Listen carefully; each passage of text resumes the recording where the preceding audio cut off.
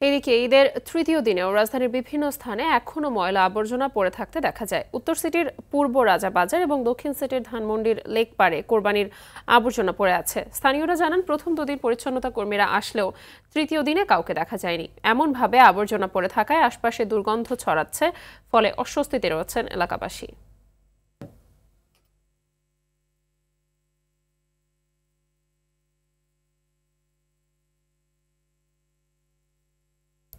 দর্শক, এই মুহূর্তে রাজধানীর যাত্রাবাড়ি থেকে সরাসরি যোগ দিচ্ছেন সহকর্মী এআর বাদল। বাদল, আর রাজধানীর বর্জ্য ব্যবস্থাপনার কি অবস্থা দেখতে পাচ্ছেন জানাবেন।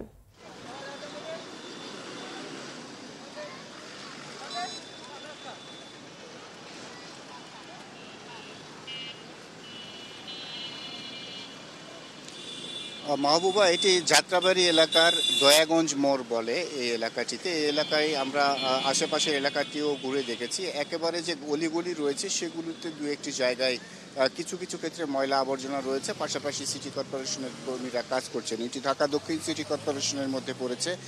এখানে এই দয়াগঞ্জ মোড়ে একদম প্রকাশ্য রাস্তার উপরে এইভাবে এই ময়লাগুলো রয়েছে। এখন বাজে বেলা 12টা। এই 12টা পর্যন্ত এই ময়লাগুলো এখানে রয়েছে। এখানে কুরবানির ময়লার পাশাপাশি অন্য ময়লাও রয়েছে। তো এখানে আমরা সিটি কর্পোরেশনের কর্মীদেরকে দেখিনি এখনও কাজ করার জন্য, কিন্তু বিভিন্ন এলাকায় তারা কাজ করছে।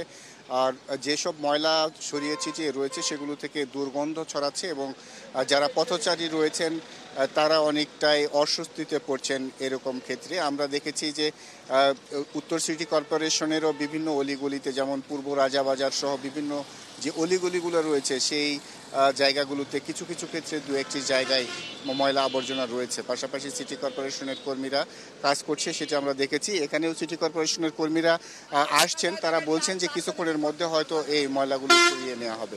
তো মাহবুবা, এই ছিল আমার কাছে রাজধানীর পরিচ্ছন্নতার সর্বশেষ খবর। ধন্যবাদ আপনাকে।